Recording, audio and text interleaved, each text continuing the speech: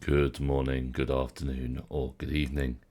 This is going to be a full work through of the recent November assessment set for the lower sixth. Aim here is to show you, well, the correct answers, hopefully, to start with, but also to speak through some of the thought processes, the tricks and techniques to both tackle questions that you've seen before, but also some of the thought processes on the questions which you've never seen before. So let's jump straight in. We always start with a few multiple choice questions. So identify the expression below which is equivalent to that. Now we might as well just work it out and see which one of our answers matches. The negative power reciprocates, flips over the fraction, and I'm cubing the top and I'm cubing the denominator. Let's pick out the one that matches, and it's that third option there. And as you can see from all the different answers, they are all subtly different. So you do need to make sure that you're moving everything to the right place.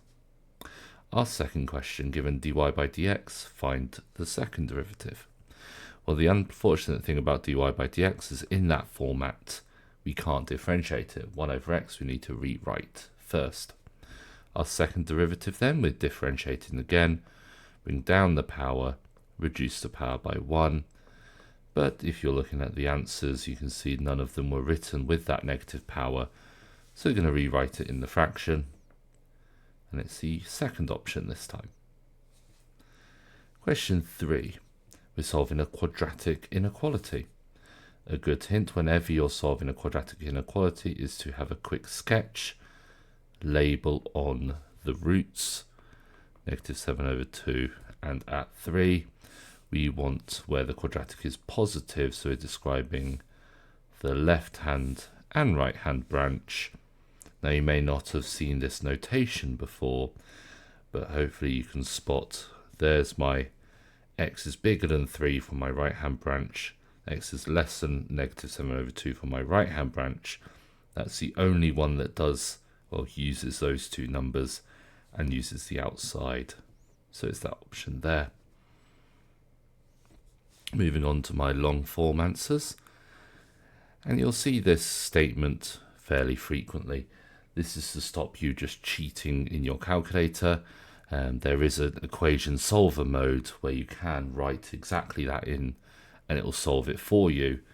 But then you're avoiding showing all the techniques that the exam is actually trying to check that you're capable of. So here we have to do this a little bit more by hand. So our x is going to be equal to 24 divided by, but we don't like surds in that form. So we're going to rationalize times numerator and denominator by 3 plus root 5. The numerator is going to be 72 plus 24 root 5. And the denominator is a difference of 2 squares style expansion.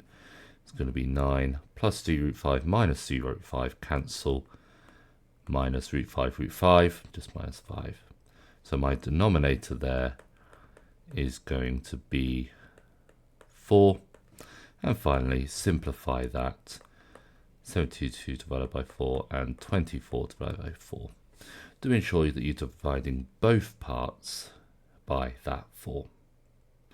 And despite it saying to show detailed reasoning implying don't use your calculator to cheat too much, you can type that fraction in to see if you actually get the same answer. Using your calculator to check is an exceptionally important, exceptionally useful skill. Question 5. We're now trying to rewrite that ugly thing in terms of just powers of x. Now the real intention for a question like this would be then to differentiate it. Once you've got them as x to the powers, fortunately here, we're not looking to differentiate, we're just looking to rewrite. First thing that I would do is rewrite the cube root of x as x to a power. If we're doing glorious amounts of working, we can then split the fraction up They're not expecting you to show this much detail for only 2 marks. And then x squared on the denominator will become x to the negative 2. And on the other part, we're doing a division, so we're subtracting the powers. A third minus 2 will be negative 5/3. And just double check, p and q are constants. It didn't force them to be integers, so negative 5/3 is absolutely fine. Moving on to question 6, some coordinate geometry, some straight line stuff. The line L has that equation, the line L2 has that, and they are perpendicular. So we need to remember that perpendicular gradients multiply to -1 or is -1 over the other. So the first thing that we should do here is rearrange L1 to make it into y equals mx plus c. And again, be careful if you're dividing through by 4 here, you divide both the x term and the plus c term. So the gradient, I shouldn't use m here because m means something else in a minute. The gradient of L1 is -1/2, which means that the gradient of L2, which is that m, is a negative reciprocal of -1/2, which gets back to +2. And notice in these solutions, putting in what I like to call signposting, these little bit of non-maths stuff, the connectives between your lines, makes it one, much easier to read, to mark, but also ensures that you are focused on your attempt as you're going through. Prevents that classic chaos, writing nonsense all over the page and hoping something fits. Part B. L1 and L2 are intersecting at the point P. Well, there we just need to remember that intersections are simultaneous equations. So we need to simultaneously solve the two equations. I'm going to choose to use the y equals form of L1, because I can put that directly equal to the y equals mx plus 7 form for L2, but I know what m is now. And then simplifying that, I'll add a half x to both sides, and then 3/4 minus the 7 on the other side, -25/4, which I can then divide by that 2.5, giving x being -2.5, and then y, I'm going to choose to use the one with slightly less fractions in, is going to be, I believe, 2. Now again, a really good hint, if you've ever think you solve simultaneous equations, sub your solutions back into one of the originals and see if it actually works. So I'm going to sub that -2.5 into a -1/2x plus 3/4, and my calculator does indeed tell me that the answer is 2, which is the y coordinate. So I used that one to find my y, and then I used that one to check my y. Of course, the question didn't actually want the y coordinate.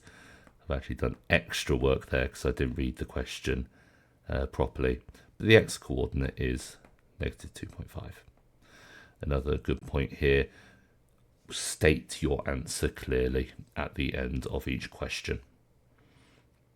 Okay, question 7, the differentiation one again. We want to differentiate this y in its simplest form. Well, again, first thing that we should do is rewrite y in a differentiable manner, i.e. write that over x as x to the -1.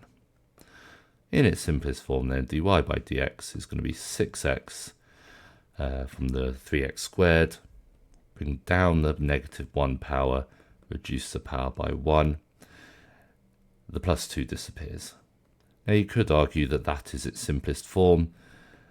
Because the exam question has said in its simplest form, I'm going to give the option of either with the -2 power or rewritten as a fraction. Hence, I think hence is probably my favourite word ever used in maths exams.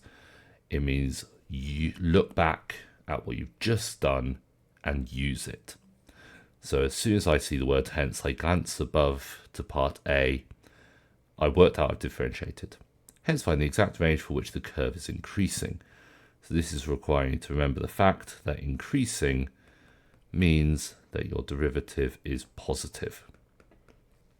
And then part A is therefore telling you that 6x minus 24 over x squared is greater than 0.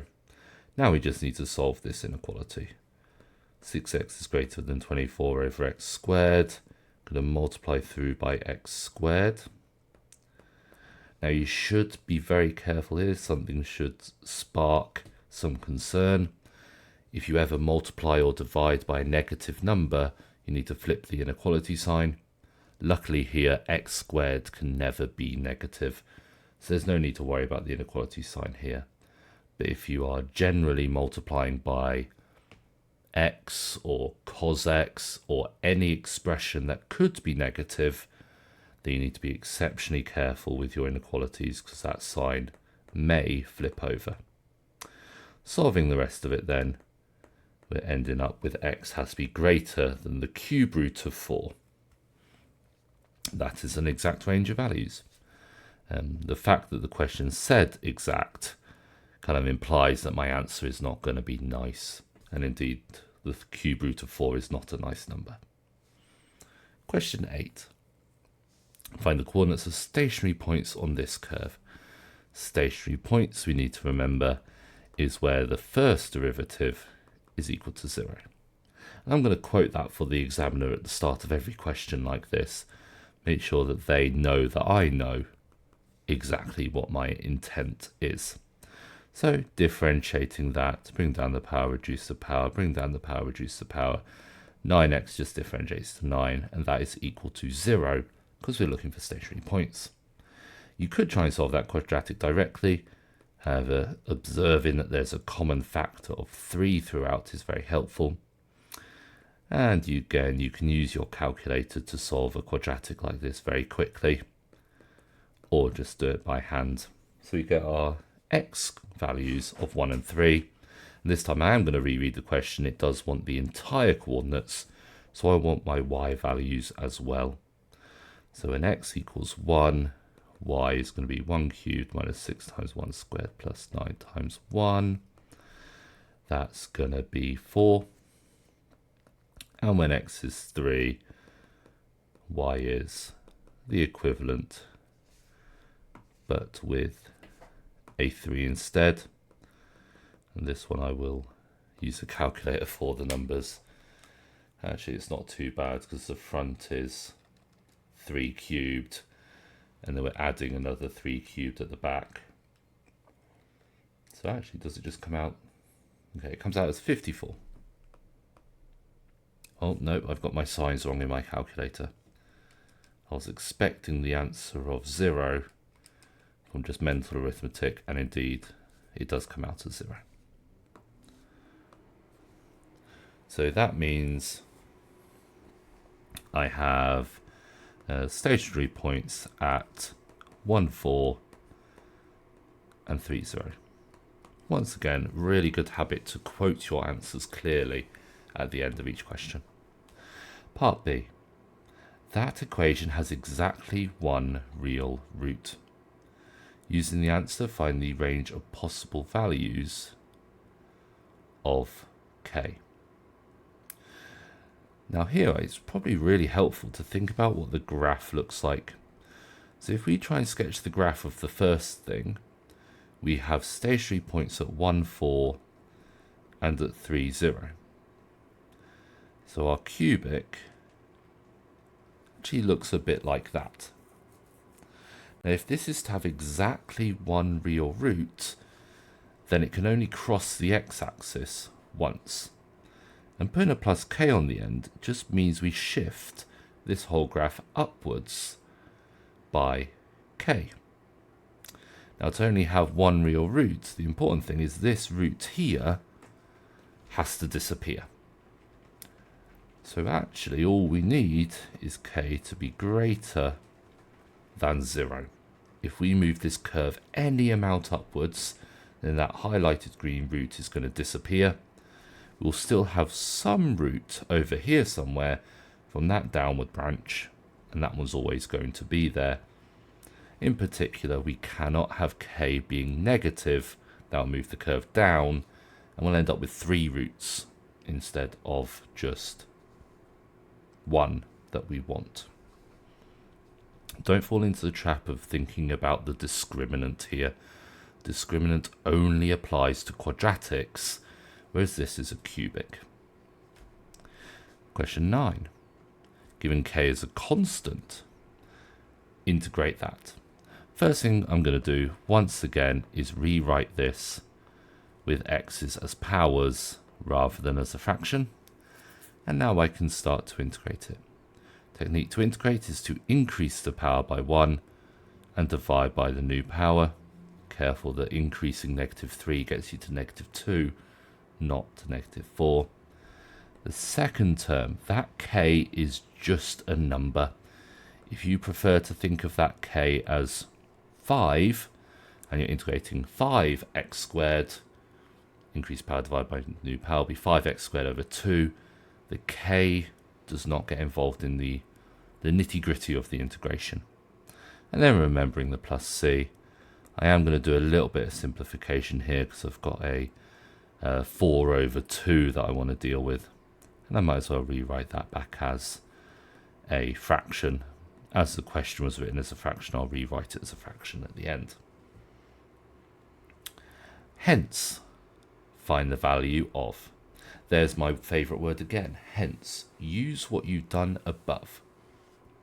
Above, we've already integrated this thing.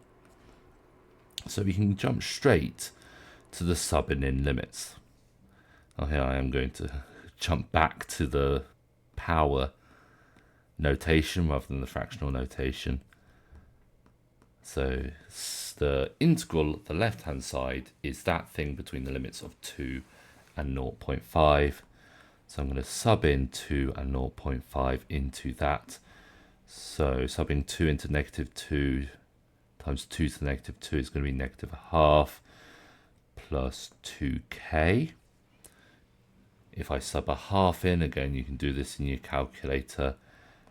I believe that's going to be -8 plus subbing a half into there is going to be k over 8. A half squared is, of course, a quarter. To the negative power, it becomes a 4. To the positive power, it's still just a quarter. So let's simplify that a bit. So we're going to have 7.5 from the numbers. And then we've got 2k minus an 1/8 k. That's 15 over 8k. And we've been told that is equal to 8. The question told us this whole thing was 8. So now just solve that equation. 15 over 8k is equal to 8 minus 7.5 is equal to 1/2.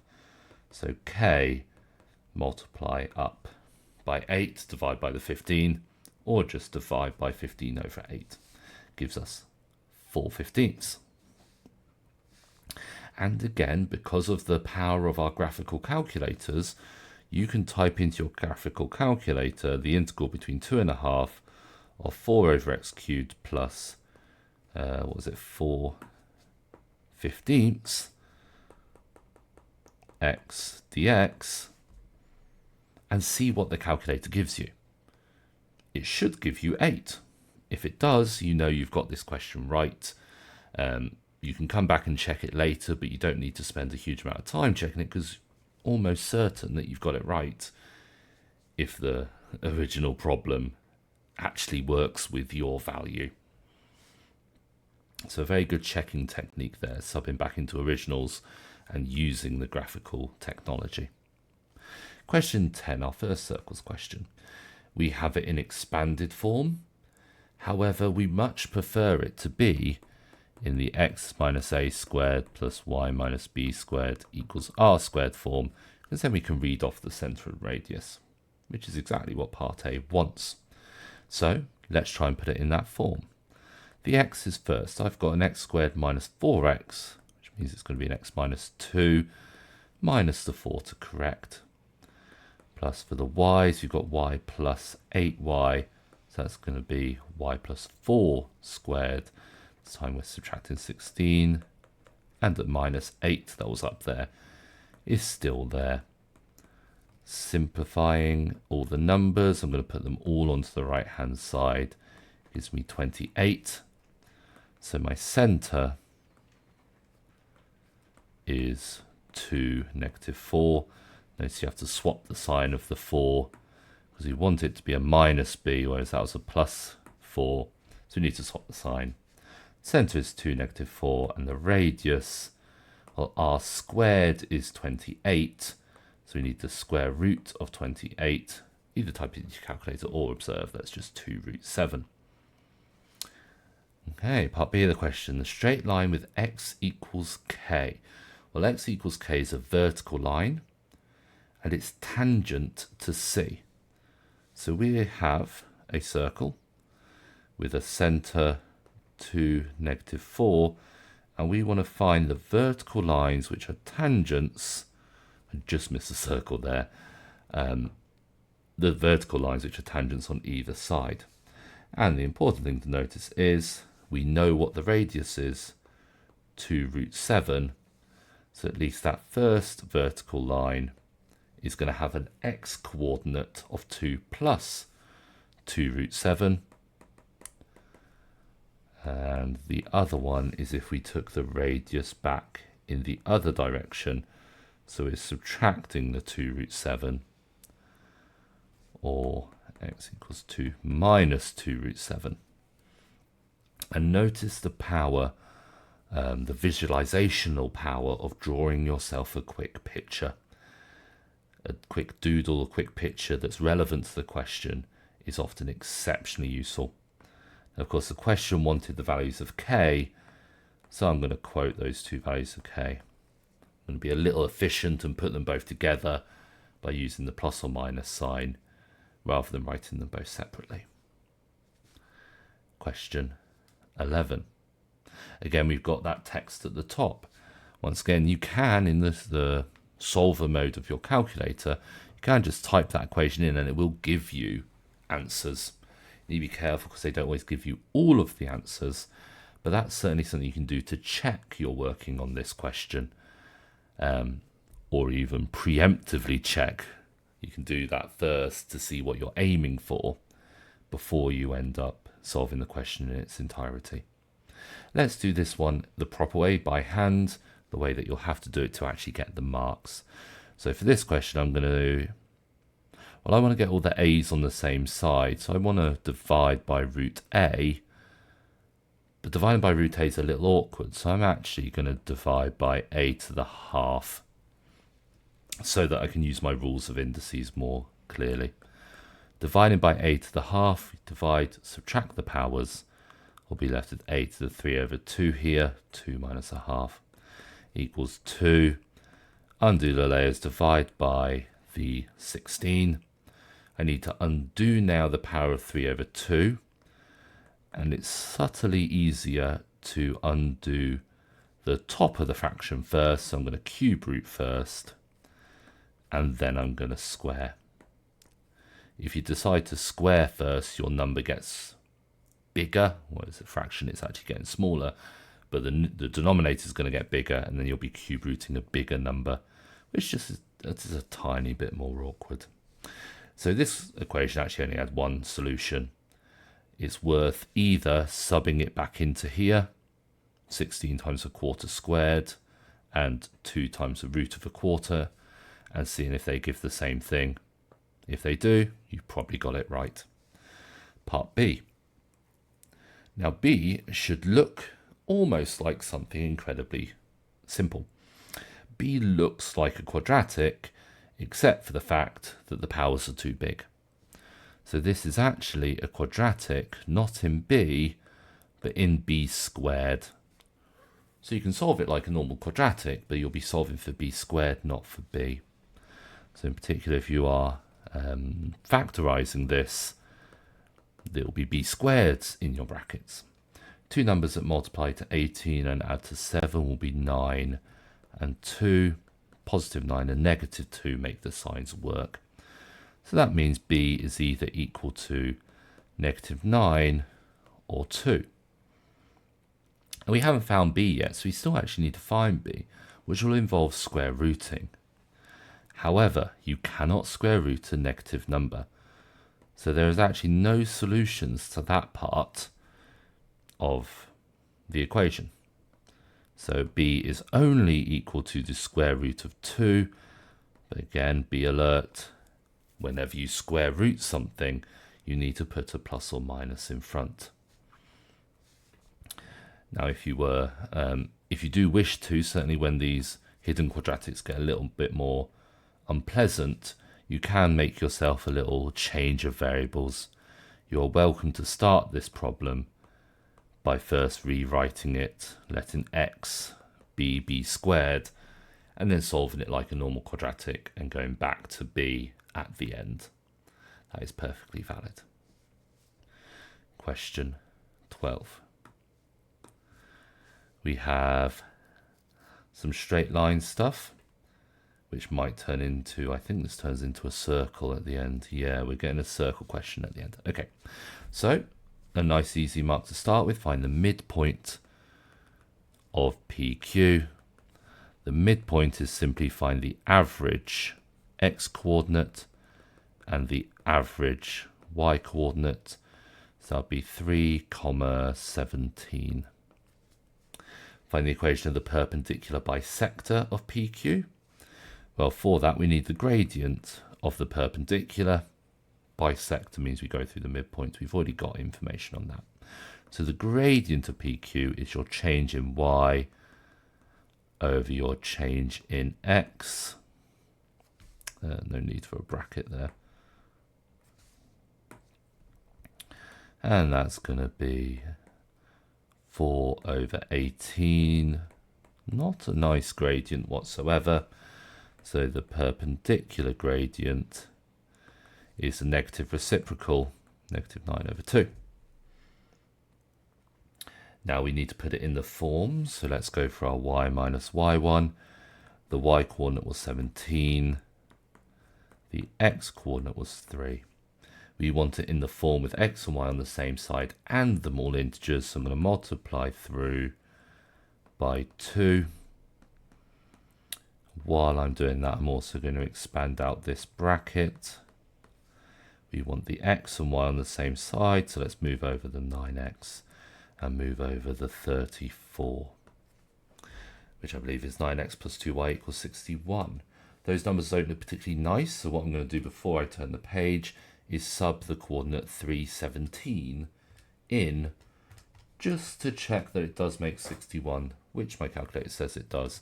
So that's a little pat on the back, a good little confirm that I probably haven't made any major error.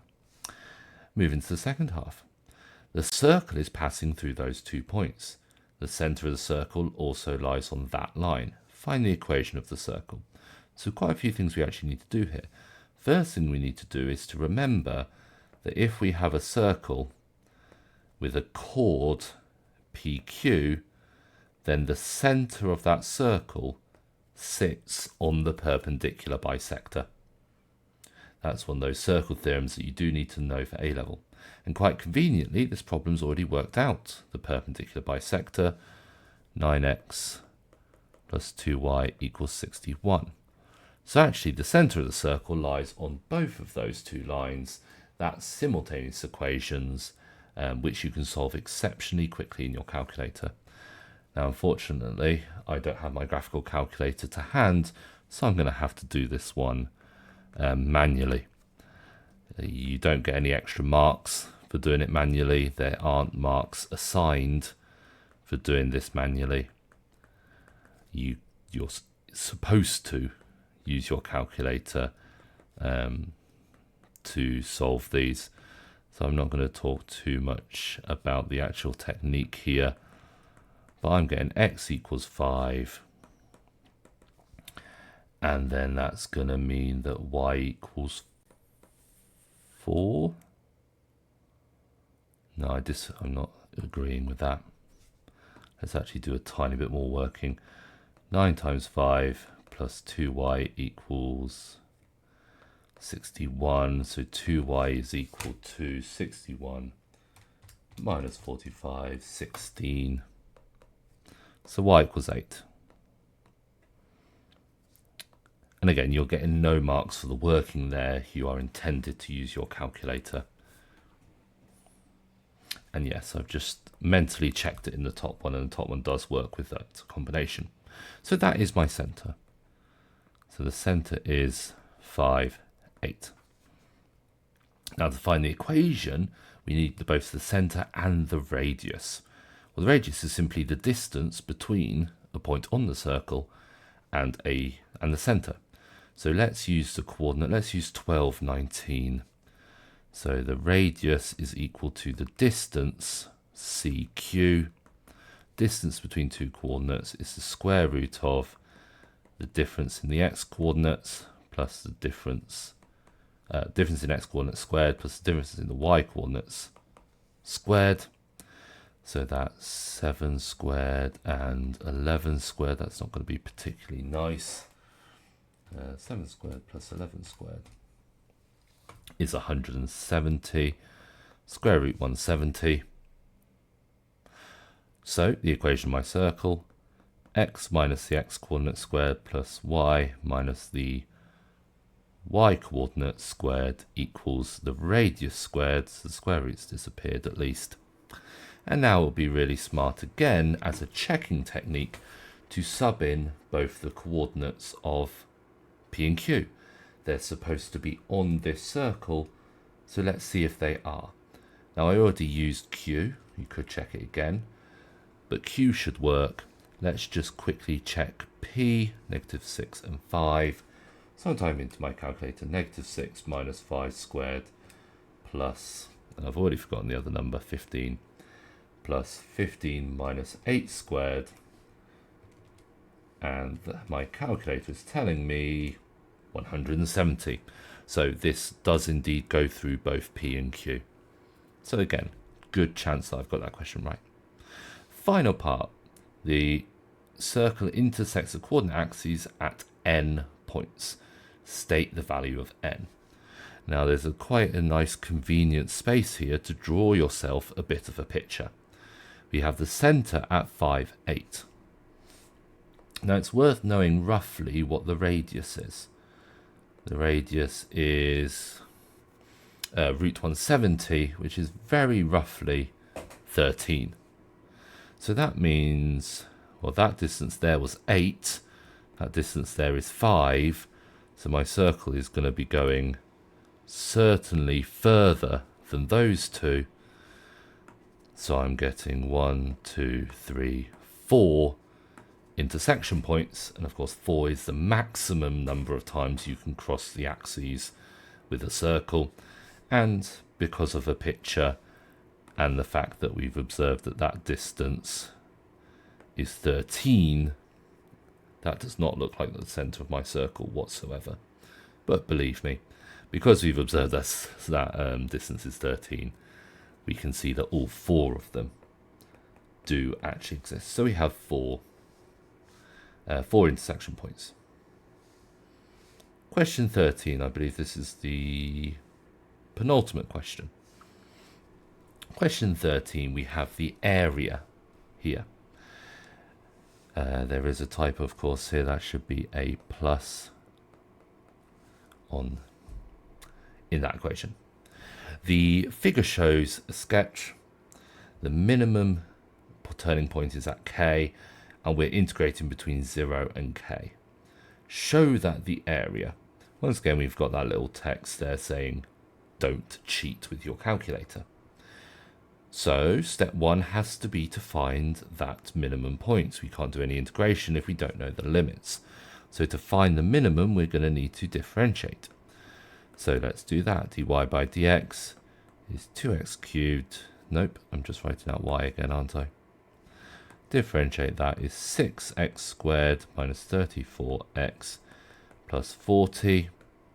Stationary point implies that dy by dx equals 0. So I'm actually solving 6x squared minus 34x plus 20 equals 0. once again, you should solve that, not plus 20, plus 40. You should solve that in your calculator. I do not have the calculator to hand, so I have to do it the old-fashioned way, which I believe factorizes as so. Yep, I think I'm convinced.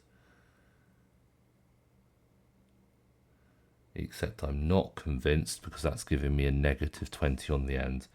So the combination of 20 and 1, despite making a 17 quite nicely, is not correct. So let's think. 20 could be 4 and 5. 4 and 5 is going to make a combination as well to make 12 and 5. And they're both negative. Okay, so that gives me solutions of 5/3 and 4. Well, which of those is the one that I want? Well, they've given you a picture, so that gives you a bit of a hint. But in general, a positive cubic, the first is a maximum, the second is the minimum. So the one that we want is the second one. So my k is 4. My lower limit is going to be 4. So now we need to try and do the integral. We're trying to integrate between 0 and 4 of this thing. Again, we're not allowed to cheat with our calculator. You could, if you wanted to, cheat with the calculator to check that it does indeed give 256/3 and therefore know that your k was correct. But to get the actual marks, we need to do this manually. So let's increase the power, divide by the new power. I'm dividing by 4. I already had a 2 in front, so that cancels slightly. Minus, increase the power, divide by 3. Increase the power, and I'll pre-simplify this as well. So that goes to x squared. I'm dividing by 2, so a 20 sits in front between 4 and 0. I'm going to sub 4 in. 4 to the power of 4 is a big number. Calculator says 256. Divide that by 2. That's 128. Minus 17/3. Times 4 cubed. Another going to be a really unpleasant looking number. 1088/3 plus 20 times 4 squared is 320. Minus, subbing in 0 is really easy. In this case, everything is just 0. So finally, my calculator, 128 minus 1088/3 plus 320. I'm hoping it matches the answer quoted at the top, and indeed it does. And I've got myself those 7 marks. A tough problem because there's little structure, but if you're asking yourself, what do I need at every stage? Can I get it? If you can't get it, what do you need in order to get it? Prepping your problem solving technique that way is very, very helpful. So we're now on to the final question.